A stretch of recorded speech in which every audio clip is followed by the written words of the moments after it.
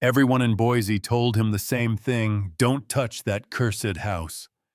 But a broke old veteran ignored the warnings and bought the abandoned stone home for just $1, hoping his loyal German shepherd could finally rest somewhere warm. On their very first night, the dog began barking violently at the fireplace bricks.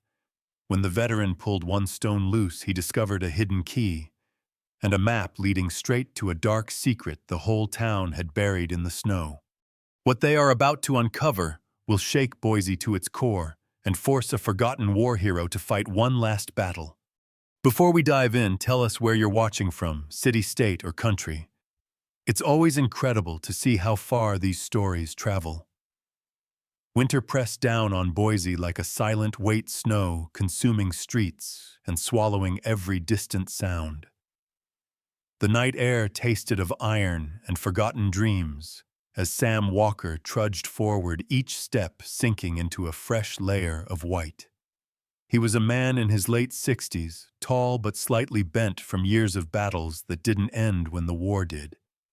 His hair, once thick and dark, had faded into streaks of silver that clung stubbornly beneath a worn beanie. Wrinkles traced the roadmap of his life across his weathered face lines, not merely from age, but from grief duty and nights spent awake listening for threats that no longer existed. The thick red and black buffalo plaid flannel jacket wrapped around him had seen better decades. The elbows were frayed, the buttons mismatched, but it was the one piece of clothing that still felt like armor, as if the familiar weight reminded him he was still here, still fighting his way through a world that had largely forgotten him. Beside him, Duke, a 4-year-old German shepherd, with a massive frame and fur that blended beige and sable into a rugged, noble coat, walked with disciplined grace. His left ear had a small notch, a scar from his service days, and his right paw sometimes dragged in the snow for a beat too long, a reminder of shrapnel that had nearly ended him. Duke's amber eyes were always alert, scanning shadows, nostrils flaring against the cold. Even in retirement, vigilance defined him. While Sam endured loneliness like an old scar, Duke endured duty like a lifelong vow. Sam exhaled a breath that fogged instantly. Boise in winter was unkind to people like him, the invisible, the unwanted. Survival in this cold required a roof, and tonight, the closest thing to one lay ahead, the county courthouse annex where an auction was being held. Sam tightened his grip on a thin envelope tucked under his arm. Inside, exactly $1.50, the last of his savings after food gas and dog kibble. He had once carried classified intel through sandstorms. Now he carried the price of a losing bet. The courthouse doors groaned open as Sam pushed inside. Warmth hit him like a shock. Fluorescent lights blinked overhead, casting a pale glow on the tired linoleum. A few dozen townsfolk were scattered across rows of chairs, men in work boots, women in bulky coats, and a handful of sharply dressed opportunists with cold eyes and colder intentions. They all turned to look at Sam, curiosity turning quickly into judgment. Outsider. Broke. Too old to matter. Sam pretended not to notice, though the weight of their stare dug into him as deep as the chill had. Duke remained close to his leg tail, low, head high. Even with one small scar over his left eye, the dog radiated strength and loyalty. A man near the front, a fat fellow with thinning blonde hair, tucked beneath a cowboy hat, snickered loud enough for others to join in. "Look who's here," he said, smirking. Gramps and his one-eyed mutt. He wasn't entirely wrong. Duke's left eye was slightly clouded from a desert blast, but he saw more truth with his one eye than the world did with two. Sam kept walking. Fighting back wasn't worth the oxygen. The auctioneer stepped to the front, tapping a microphone repeatedly as if punishing it. His name was Richard Hale, a man in his mid-40s with slicked hair, a plump face, and a suit that strained across his arrogance. He spoke like someone who believed the world belonged to him, and occasionally rented to others. Next up, parcel number 59B Hale declared, Old Stone Residence. 2 bedrooms, 1 bath, walls thicker than your mother-in-law, and more structural issues than this town's marriage records. Laughter rippled across the room, though Sam didn't join. He looked at the photograph projected onto the screen, a granite house on an empty ridge outside town windows, boarded a porch sagging like an exhausted sigh. It reminded him of himself, broken, forgotten, but still standing. Starting bid $1, Hale announced, exaggerating disbelief. Silence. Boots shuffled. Someone coughed. Eyes darted, but no hands rose. Come on, Hale taunted. You'll spend that on gas to leave here. Sam's fingers twitched before he could stop them. His arm lifted. Duke followed the motion, ears perked. The room erupted in snickers. We got a taker, Hale laughed. $1 whole, any other offers, no. Truly well then. He brought the gavel down with a crack. Sold. Sam's ears burned. The laughter followed him as he approached the clerk's counter, a small desk staffed by a middle-aged woman with short brown curls and eyes that had seen too much of other people's disappointment. Her name tag read Marilyn Carter. Marilyn wasn't unkind, but she seemed tired of giving bad news. Her sweater, faded maroon, suggested she'd rather be home under a blanket with Coco than here selling hope to those with none left. That'll be $1, she said softly, almost apologetic. Sam slid his envelope forward. Marilyn hesitated, then leaned in and whispered, You can still walk away. That house. Most people say it's cursed. Sam forced a small smile, more effort than reward. Everything in my life already is. Might as well own it. She sighed and processed the paperwork, setting a cold brass key and a thin file folder before him. If you need anything, she said, glancing at Duke, come back during the day. The ridge gets dangerous at night. Duke gave a soft rumble, as if in agreement. Sam pocketed the key and walked out.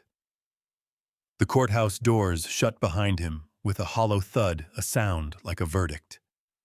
Outside, snowflakes swirled beneath the streetlight glow. Sam opened the truck door, an old Ford pickup that coughed more than it ran, and Duke leaped into the passenger seat, nails clicking like tiny castanets. Well, bud, Sam murmured, rubbing Duke's thick fur, we've got ourselves a castle. Duke tilted his head, brow furrowing in canine skepticism. The headlights cut a path through the storm as Sam drove toward the outskirts, each mile carrying him further away from the world he once knew and deeper into one that didn't yet want him. His thoughts drifted like snow across pavement, memories of dust storms in Iraq, of laughter around a fire, of Mike, his younger brother who never came home. The ache of that loss still gnawed through him like winter rot. Maybe this house, this ruin, was a chance to build something not haunted by his failures. But Sam was wrong. The house was haunted, just not in the way he understood. Darkness clung thick around the stone building as he pulled up. The porch light flickered weakly, as if surprised someone had returned. Duke jumped out, first tail raised, sniffing the air with sharp intensity.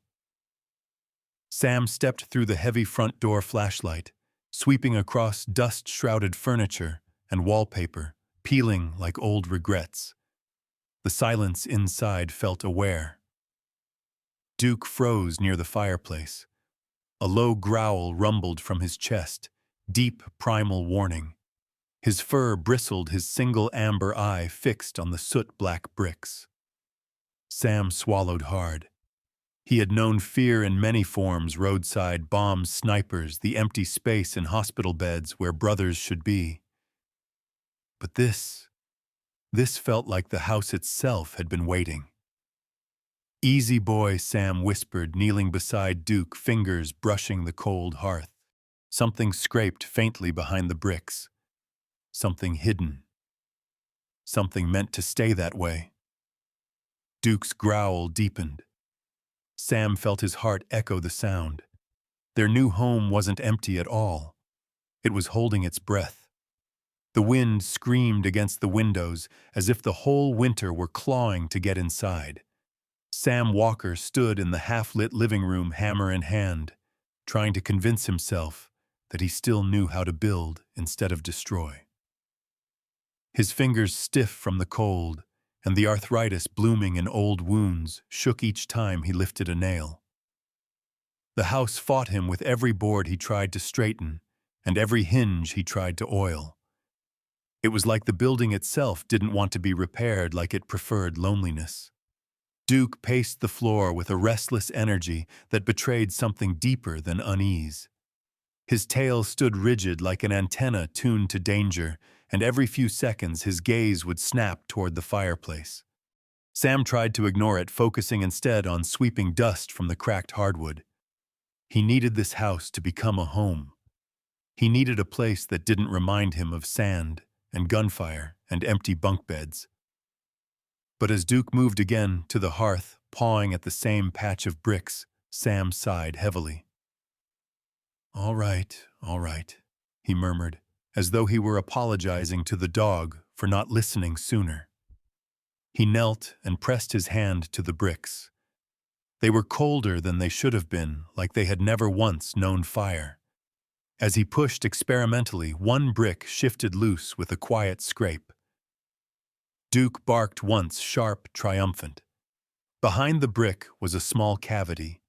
In it lay an iron key rusted to a reddish brown and a folded scrap of parchment so old it trembled like a dying leaf. Sam unfolded it slowly. It wasn't a full map, more like a torn fragment, but he recognized the crooked outline of Boise's riverfront, the parklands, and a faint X marked near Ann Morrison Park's wetlands. The park had once been a retreat for soldiers from the nearby Air Force Base decades ago, before parts of it were fenced off and forgotten. Sam's breath caught slightly. He hated that glimmer of hope that flickered inside him. Hope always found a way to betray him later. Probably nothing, he muttered. But the weight of the key in his palm refused to feel like nothing. A sudden thump somewhere above them broke the moment apart. Sam froze. Duke's ears shot up. A slow series of footsteps creaked across the attic floorboards, deliberate, patient, one after the other, like someone pacing after a long return. Sam's heart slammed so hard against his ribs he thought it might break free. He wasn't a man prone to superstition, but darkness has a way of teaching caution. Setting down the key and map, he grabbed a flashlight and an old crowbar that leaned against the wall. Duke stayed close, lips curled back just enough to flash sharp white teeth. They ascended the staircase, each step groaning under their combined weight. On the second floor, the hallway was narrow and suffocating wallpaper, peeling in strips that looked like claw marks. The door to the attic loomed ahead, a warped plank with a tarnished knob. Sam inhaled through his nose, trying to calm the tremor in his breath. He pushed the door open. The attic smelled like stale air, mothballs, and secrets. His flashlight beam cut through the dark and landed on nothing. Just mildewed boxes and a broken rocking chair lying sideways like someone had abandoned it mid-memory. The footsteps had stopped the moment he opened the door. Silence swallowed everything.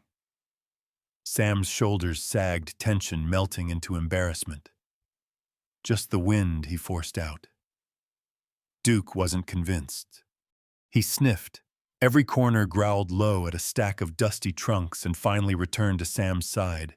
Only when he seemed certain nothing visible lurked among the cobwebs. But visible wasn't the only concern. As Sam turned to close the attic door, he noticed a single footprint in the dust, large, boot-shaped, fresh. Someone had been here. Someone not him. Sleep eluded Sam after that.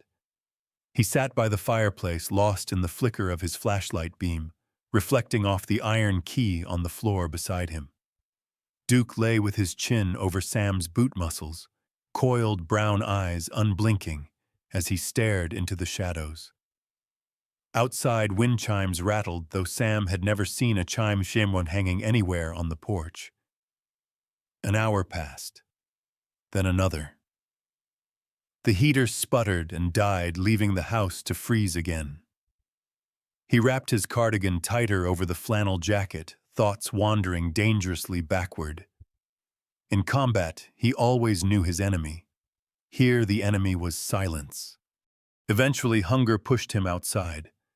The storm had calmed, revealing a sky of stars pinned to sleek darkness. He headed toward the nearby Trout and Tackle, the only late-night store open within walking distance. Duke stayed close, leaving prints in the fresh snow. The bell above the door jingled as Sam stepped inside. Warmth kissed his numb skin, carrying scents of jerky motor oil and cheap coffee that had been simmering too long.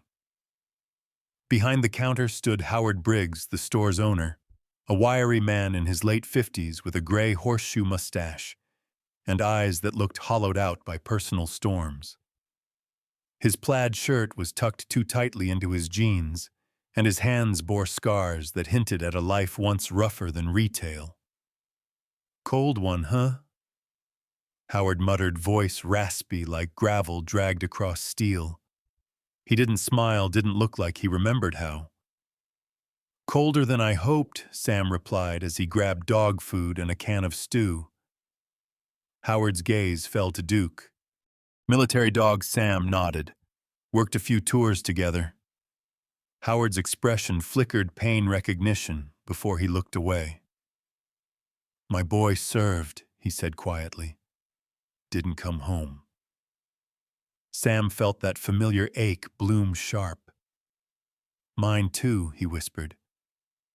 "Brothers in arms." Howard finally met his eyes, something like respect appearing in his dull stare.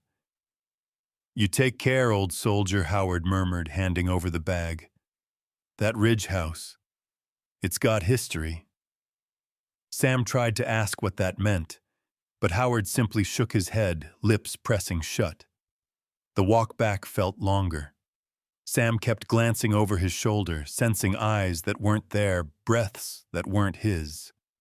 When he reached the house, the porch light flickered again, 3 rapid blinks like warning signals. Inside, the key and map remained where he left them. But something else had moved. The attic door was now open, wide open. Cold air spilled down the stairs like a ghost descending. Duke snarled, every hackle rising.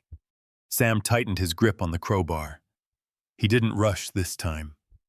He approached slowly, heart a storm of dread and fury. If someone was in his house, he needed to know who and why. Halfway up the stairs, the door slammed shut on its own with a violent bang. Duke barked, leaping forward, ready to tear apart whatever trespassed. Sam's pulse thundered. His hand shook so hard the crowbar rattled against the banister. He forced himself to breathe. Forced himself to believe he hadn't made a mistake. Forced himself to voice a lie. Maybe just the wind. Duke whined sharply, as if saying, "Stop lying to yourself." And Sam felt it too. Someone or something was awakened here. With the key in his pocket, the map hidden beneath his coat. And Duke pressed close to his side. Sam stared into the darkness of the locked attic door and understood whatever waited in this house had waited a very long time to be found. And now that Sam had found it, there was no turning back. Sam Walker rose before dawn, though he had barely slept. Frost clung to the inside of the windows like thin fingers trying to pull their way in. The attic door, still shut tight from last night's violent slam, seemed to stare at him like a warning.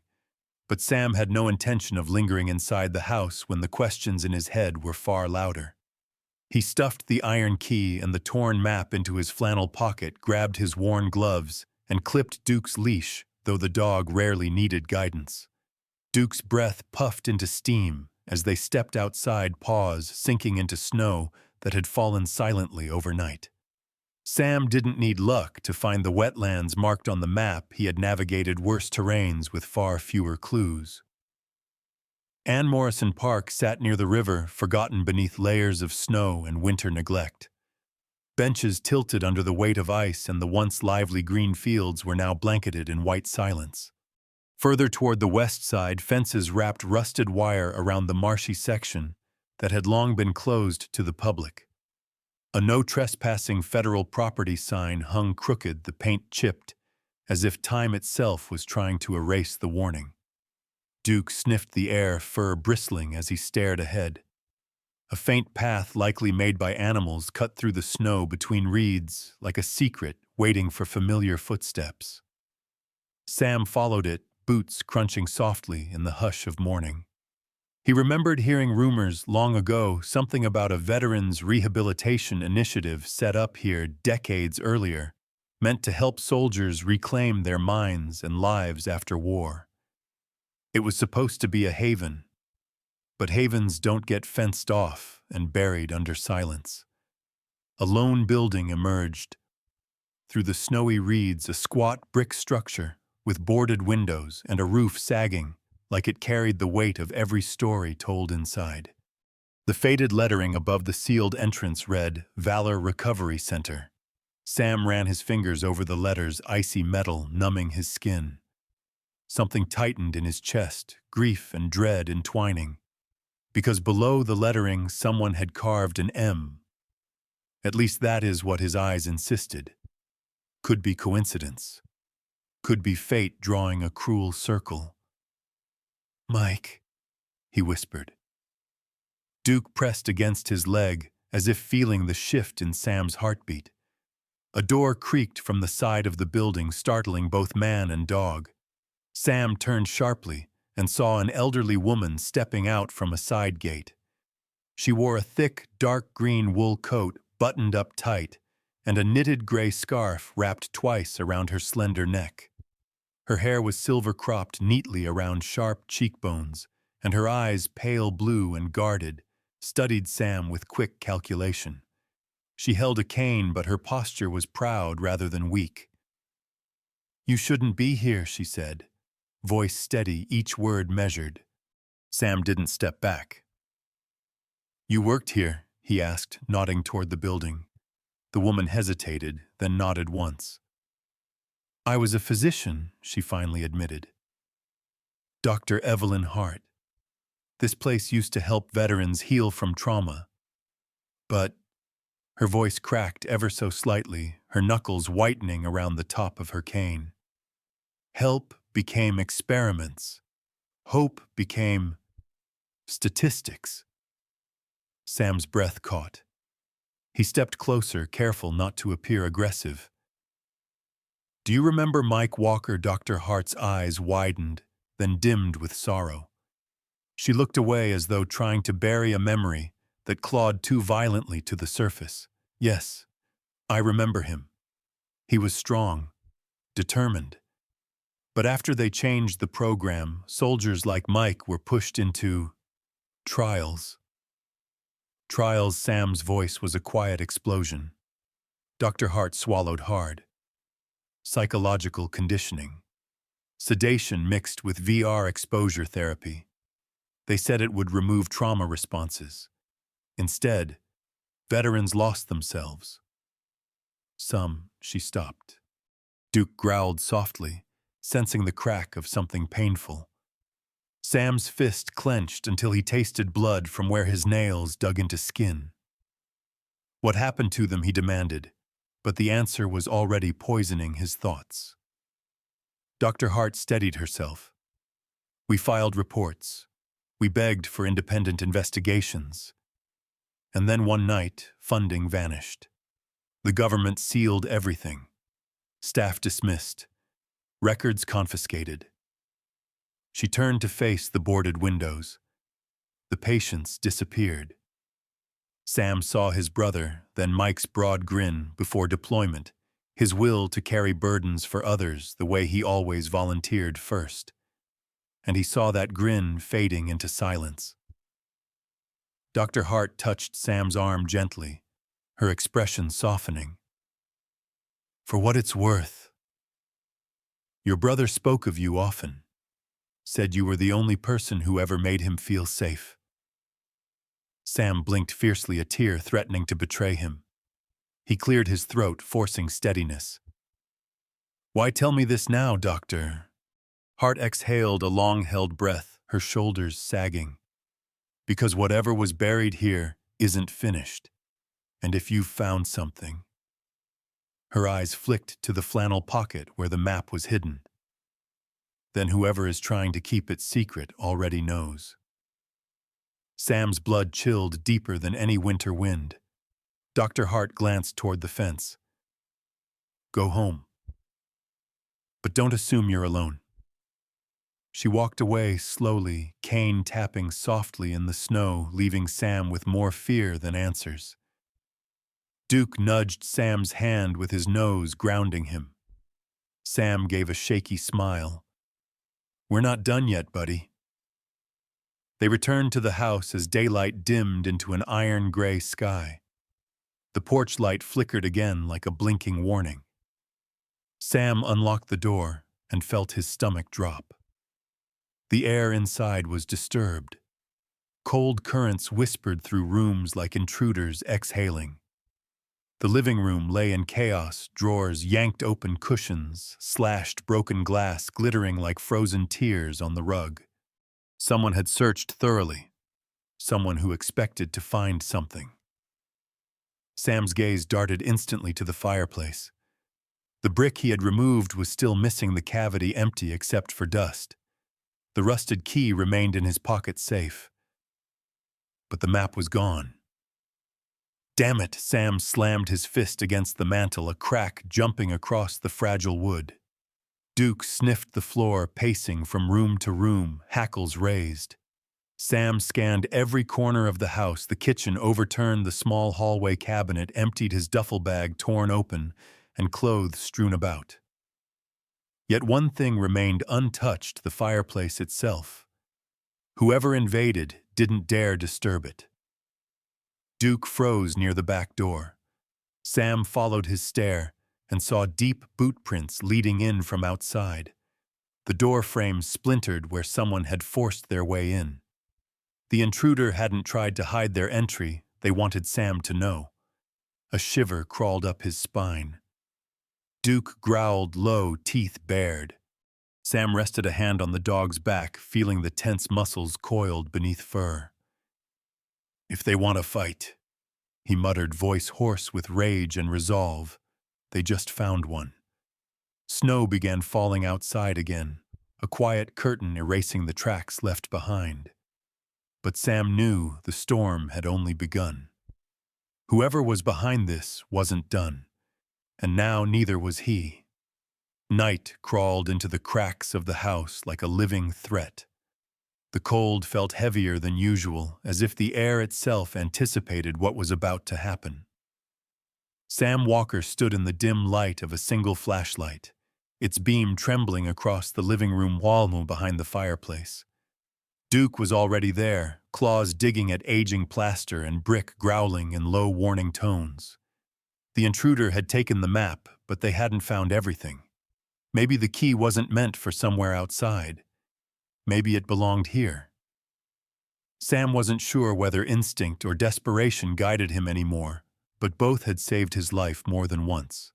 "All right, boy," he whispered, tightening his grip on the crowbar. "If there's something here, we're going to find it."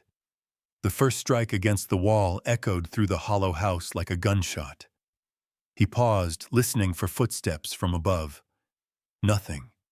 Just the soft hiss of winter wind leaking through broken window seams. He swung again, and again.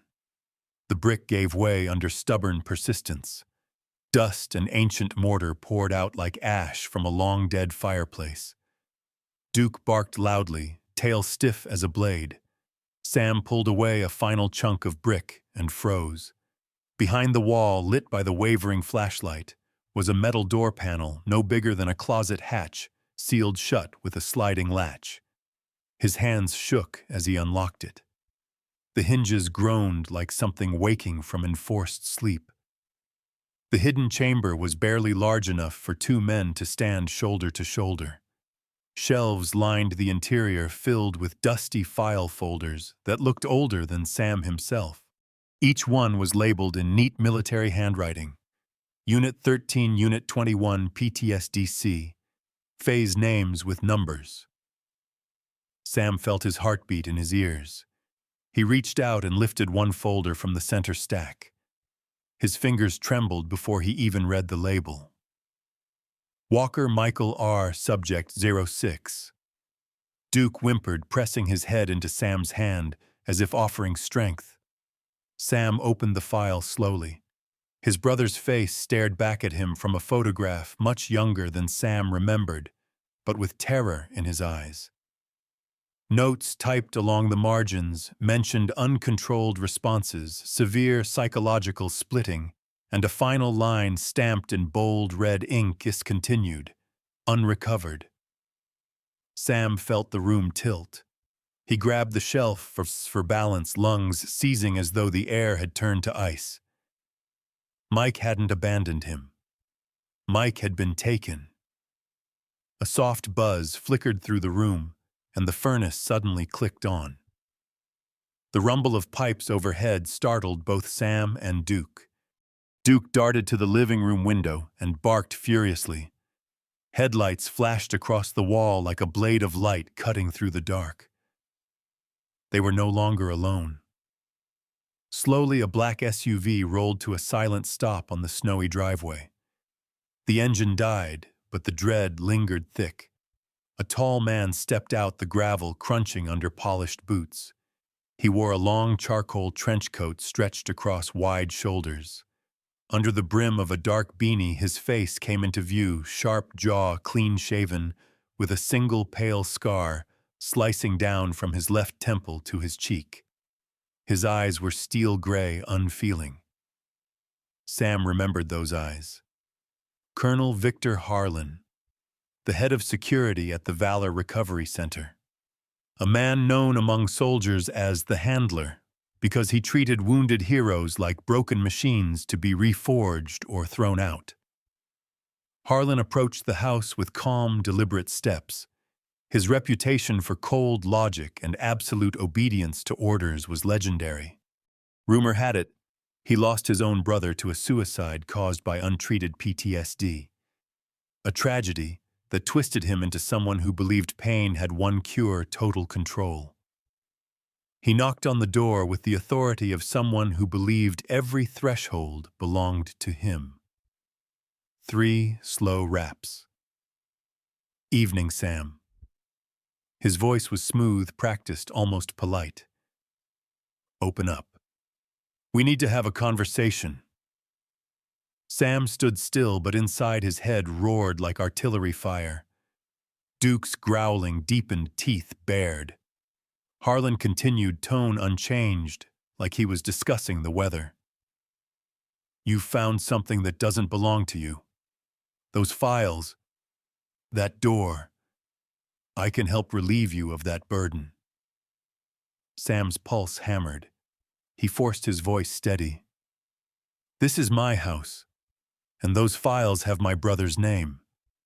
A quiet chuckle. Your brother was part of a confidential government program. The past should remain buried, don't you think? Duke barked so loudly, the walls shook. Harlan's tone sharpened like a knife's edge. Call your dog off. You want to keep him alive. Sam felt rage ignite something ancient and dangerous in his chest. The part of him that had fought wars without knowing whether he'd ever see home again. The part of him that refused to kneel. Harlan tried the knob. It rattled but held firm. You're making this difficult, he sighed. Then he spoke louder, not to Sam, but to someone unseen shut up the perimeter. Sam's heart sank. More men. Boots crunched outside, 2 shadows moving along the house edges, dark shapes against darker night. Sam killed the flashlight, plunging the home into black. Duke moved closer, pressing against Sam's leg. Sam needed time, needed a plan. He whispered, "Stay with me. We're going to survive this." A crash exploded from the back, someone trying the door. Sam grabbed Mike's file and shoved it inside his flannel jacket. He slid the metal panel shut and pushed the broken bricks back just enough to hide the opening. The front door handle rattled again, harder. Harlan spoke through clenched teeth now. "Samuel Walker. Last warning. Step aside or we force our way in." Sam lifted the crowbar, breath visible in the darkness. "Come in and see how that works out for you." For the first time, Harlan sounded amused. "You always were stubborn." Another booted kick cracked wood. Duke lunged toward the hallway, snarling like a war dog reborn. Sam placed a hand on his shoulder. "We fight smart, not suicidal." He looked around and spotted the basement door near the kitchen, an escape route if he could reach it. He made a decision, a soldier's decision. Retreat now, fight later when prepared. He grabbed Duke's collar and tugged gently. They moved quietly toward the stairs as the final blow splintered the front door. Snow-filled air rushed in along with heavy footsteps. Sam whispered one last promise to himself. They won't take Mike's truth again. Then he and Duke vanished into the darkness below as the intruders spread through the house upstairs, unaware that the real battle had only just begun. The basement was darker than night itself, the faint smell of earth and oil lingering like memories that refused to leave. Sam Walker's breath came out in sharp clouds, not only from the cold, but from the adrenaline that twisted his chest tight. Above him, footsteps pounded through the house, heavy, certain, predatory.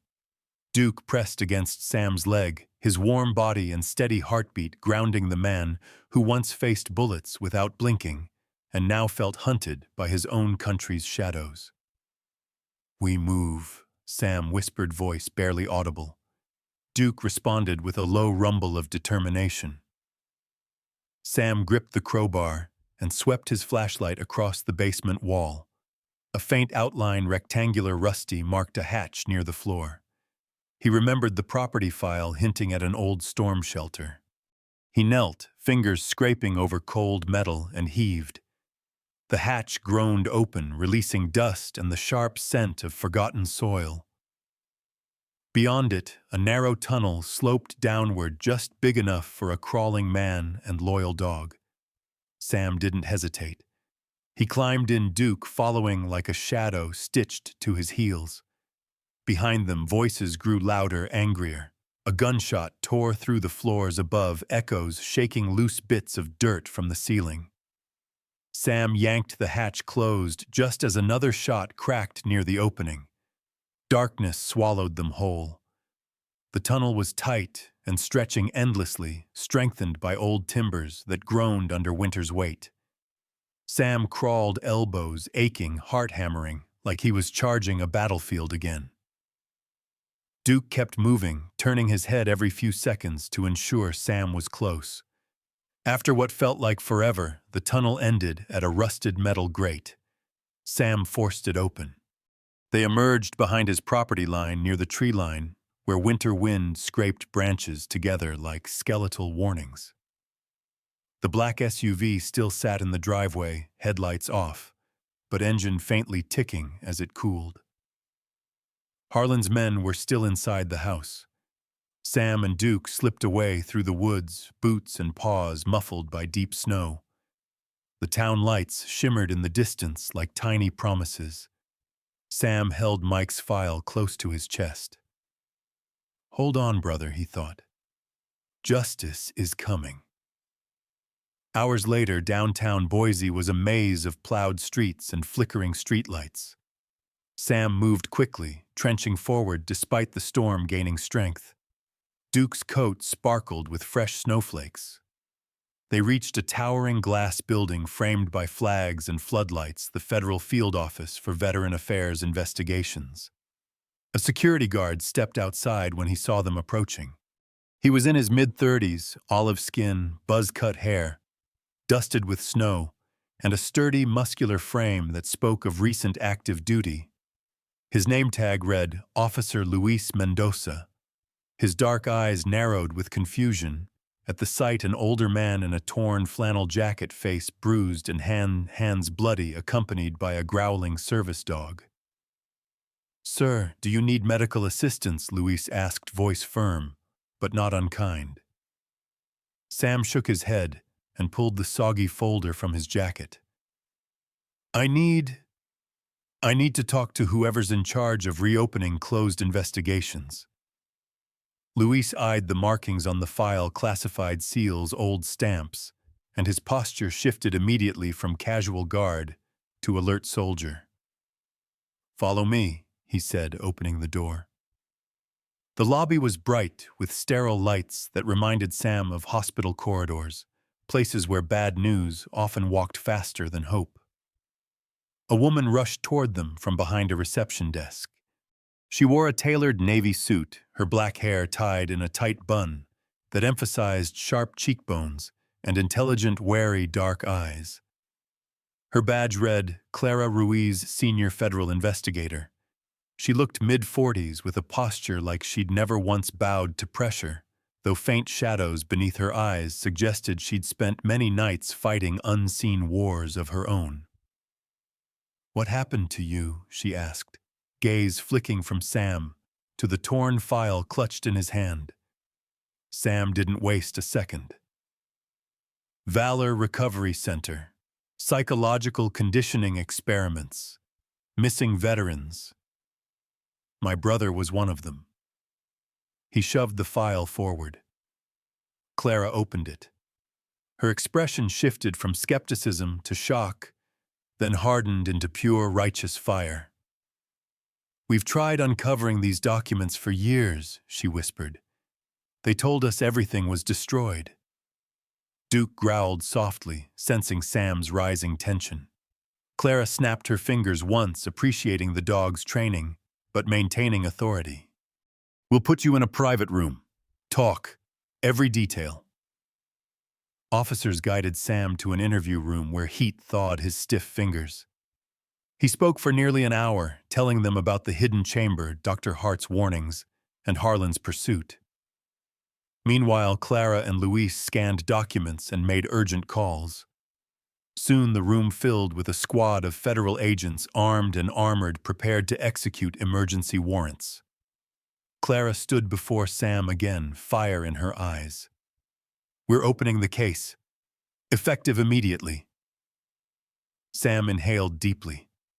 After decades of silence, the walls of injustice finally began to crack. Within hours, federal units swept into Ann Morrison Park, ripped open locked archives buried under concrete, and seized every file hidden inside Valor's abandoned wings. Sam didn't want to stay behind. He insisted on coming along. Clara reluctantly agreed when she noticed Duke's unwavering alertness. This dog knew the danger more intimately than any agent. Snow spun like white fire around their convoy as they sped back to the ridge. Harlan and his men were already gone, but not far enough. They were tracked through snowy tire marks to a remote cabin outside town. Sam watched from a distance as agents flooded the cabin.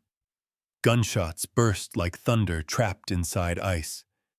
Minutes later, Harlan was dragged out in cuffs, still wearing his trench coat, face twisted in disbelief that power could be taken from him. His scar looked like a crack splitting his pride wide open. Sam stared straight into his cold, steel eyes. "This isn't the end," Harlan snarled. "Men like me don't lose." Sam stepped close enough that his warm breath fogged in front of Harlan's face. "You already did," he growled. In the days that followed, frozen secrets all over the state were unearthed confidential logs, travel records, and more missing veteran files. Families received answers that once seemed impossible, and the town of Boise, so long complicit in silence, began to face its guilt. And when newspapers needed a photograph of the man who made it all possible, Sam hid from the cameras, sitting quietly with Duke outside the courthouse, watching cranes lift confiscated files into federal custody. Responsibility mattered more than recognition. Weeks later, the stone house on the ridge transformed new walls, warm lights, fresh timber beams. Volunteers from veteran groups worked shoulder to shoulder, building something that was never granted to them when they returned home a safe place. A newly carved wooden sign was mounted proudly above the front door. Walker Haven, where warriors find home again. Inside, a fire crackled gently. Sam sat in a sturdy armchair, Duke curled at his feet, chin resting across Sam's boots. The dog's amber eye flickered with peace rather than vigilance, a rare and precious moment for a warrior robbed of rest. Sam rested a trembling hand on Duke's broad head. "We made it," he murmured. Duke let out a soft sigh as though saying exactly what Sam felt in his heart. "We are home. We are not left behind anymore." Sam smiled, a small but profound gesture. A lifetime of pain loosened its grip just enough for something new to take root. Hope. Not a loud hope, but steady like a fire that survives any winter. In this world, not every battle is fought on a battlefield. Many are fought in silence, in lonely nights, in heavy memories, in the struggle to keep believing when hope feels buried beneath the snow. But miracles don't always arrive with trumpets or shining wings. Sometimes they come in the form of a loyal dog who refuses to leave your side, or a stranger who finally listens, or a truth that refuses to stay hidden. Sam never expected God to send him a sign. Yet the Lord works in quiet ways, through courage, through loyalty, through every small step we take toward the light. Even the coldest winter will surrender to spring when faith keeps burning. If this story touched your heart, please share it with someone who might need a reminder that they are not forgotten. Leave a comment to tell us where you're watching from. Your story matters too. And don't forget to subscribe, because there are many more journeys like this one. Stories of ordinary people who keep choosing hope, who keep choosing love. May God bless you, guide you, and protect every brave soul who watches this. And may He remind us all, especially those who have served, that no one who has given their heart to others should ever be left behind. Stay strong. Stay faithful. Miracles are closer than they seem.